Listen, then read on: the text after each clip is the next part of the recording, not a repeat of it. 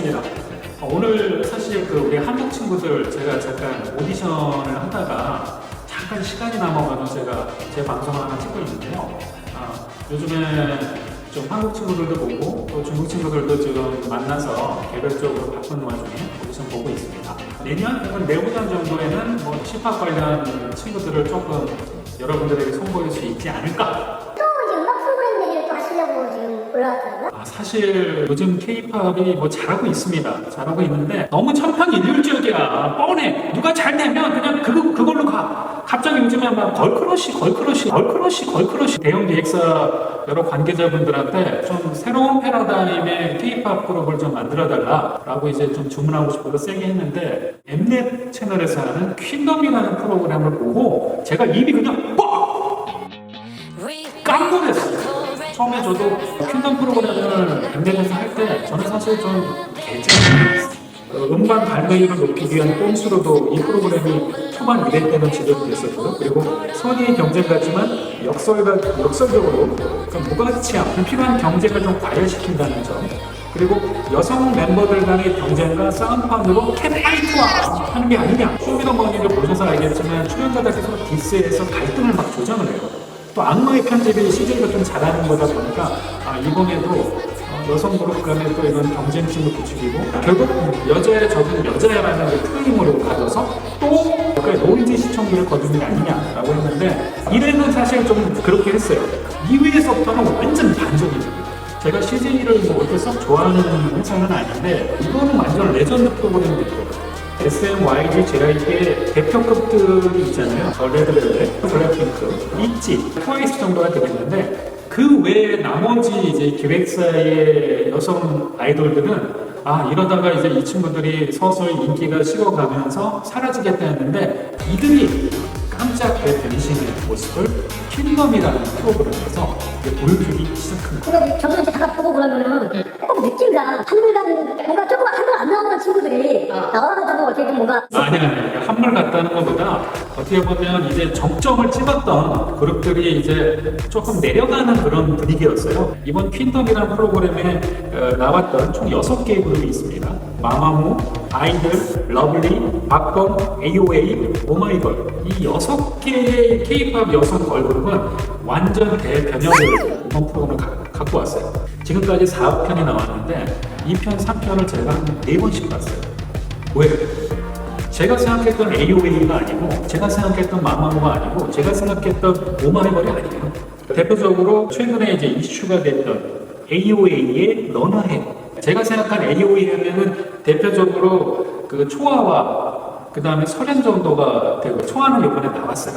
멤버가 7명에서 5명이 돼서 그룹의 멤버들이 한 명 빠지면 사실 좀 마탱이가 할 수가 있거든요. 그리고 설현이도 연기 쪽으로 뭐 영화 쪽으로 많이 가다 보니까 이제 AOA는 좀 약간 좀 분리되지 않겠냐라고 했는데 제가 진짜 저도 입덕할 것 같아요. AOA 다시. This is 완전 반전. 와우. 저는 처음에 얘네들이 완벽하게 무너뜨린 무대는 저는 사실 처음 봤어요. 그리고 뭐 이 외에도 많은 출연자들의 반전 매력들이 속해 있어요. 마마무의 어떤 가창력은 중국인들도 많이 사랑을 하거든요. 여기서는 마마무의 가창력뿐만 아니고 퍼포먼스가 장난이 아니에요.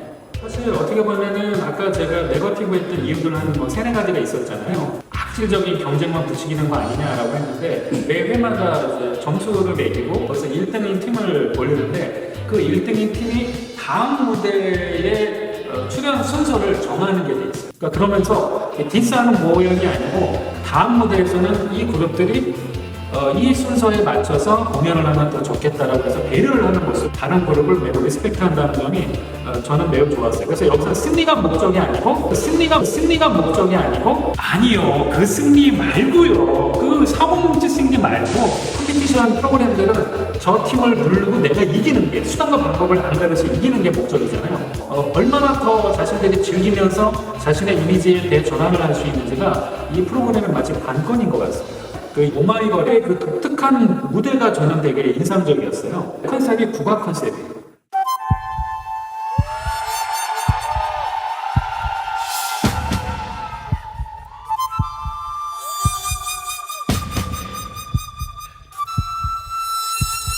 이 미친 진짜 완전히 연출이에요. 그 고리타분하고 올드한 그 어떤 국악적인 요소를 매우 현대적이고 완전 선배들 못지않은 완성되어 있는 모습. 그 속에 얼마나 많은 수많은 땀과 열정이 거기 녹았는지. 이번 행동의 프로그램은 걸그룹의 새로운 도약을 만들어주는 무대이자 그들을 지지하는 팬들이 왜 이들 그룹을 좋아하게 되는, 입덕하게 되는지를 증명했고 다시 한 번 더 수많은 K-팝에 입덕을 시키는 시작점, 분수령이 되지 않을까. 그래서 혹시 킹덤이라는 프로그램을 못 본 여러분들이 있다면 꼭 킹덤의 프로그램들을 보시고 이런 발전적인 노력을 한다면 K-팝의 미래가 더 미래가 밝고 더 나아가서 C-팝을 프로듀싱을 하는데 저 모토슈즈도 더욱 열심히 한번 노력을 하도록 하겠습니다. 두 번째는 지난번에 저희가 그 위에어 엔터테인먼트 에버글로에 대해서 다뤄서 여러분들이 참 고맙다는 말씀 많이 주셨는데, 에버글로 정도는 아니지만 최근 9월에 중국의 걸그룹 세븐센시스가 쇼케이스를 했어요. 你好，大家好，Seven Senses，你们好，Hello。 세븐센시스는 신사동 호랑이가 이제 프로듀싱을 좀 했고, 이번에 이 9월에 쇼케이스를 하면서 이제 미니 앨범으로 뉴플랜하고 Who is Your Girl 두 곡으로 이제 런칭을 했고요. 걸크러쉬를 기본 컨셉으로 해서 중국의 유명 엔터테인먼트 기업인 이제 상하이 스타 48의 이제 유닛이라고 보면 되고요. 이것 중에 멤버가 이제 장이거, 홍샤오인, 슈자치, 다이머, 시완위저, 자오이에, 철리너로 이제 구성이 돼 있어요. 그러면 잠깐 쇼케이스를 보면서 뉴플랜 쇼케이스 영상을 지금 보고 있는데요. 아까 퀸덤을 제가 한번 리뷰했잖아요. 퀸덤이랑 좀 비교가 되네요. 그리고 뭐 절대 비교하는 게 좀 약간 말이 안 되긴 해요. 우리 세븐센시스는 조금 많이 부족하네요.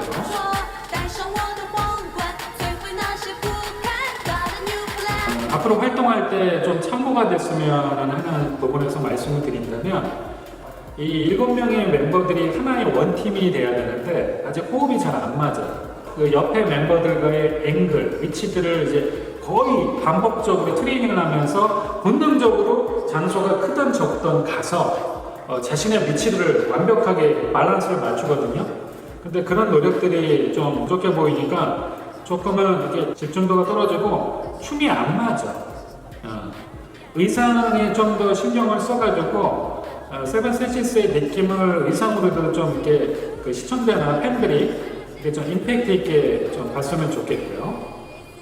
그리고 마지막으로 댄스에서 얘기를 좀 드린다면, 춤은 되게 열심히 추는 것 같은데 이게 어딘가 이렇게 춤의 흡입력이 좀 없어요. 그 이유는 몸에 코어가 있어야 되거든요.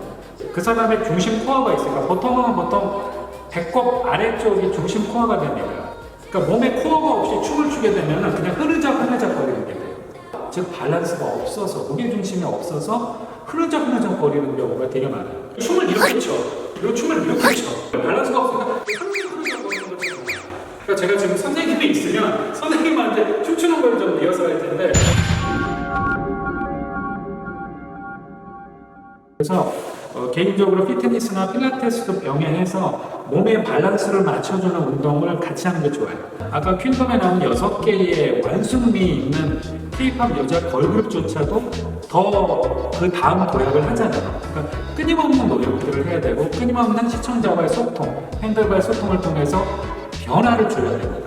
이건 뭐 나중에 제가 얘기를 하겠지만 C-팝의 미래라고 한다면 한국 거를 그대로 100% 따라하면 안 돼요. K-팝의 좋은 점을 어느 정도는 갖고 나머지 C-팝만의 새로운 요소, 중국인의 어떤 문화적인 요소, 중국인의 민성적인 요소, 중국의 색채가 들어간 요소를 믹스해서 C-팝을 만들어야 돼요. 다음에 기회가 된다면 C-팝도 잘못하면 망할 수 있다는 편을 만들면서 C-팝은 어떻게 나아갔으면 좋겠다는 의견을 모토슈즈가 한번 말씀드릴 수 있도록 하겠습니다. 오늘은 이걸로 마치겠습니다.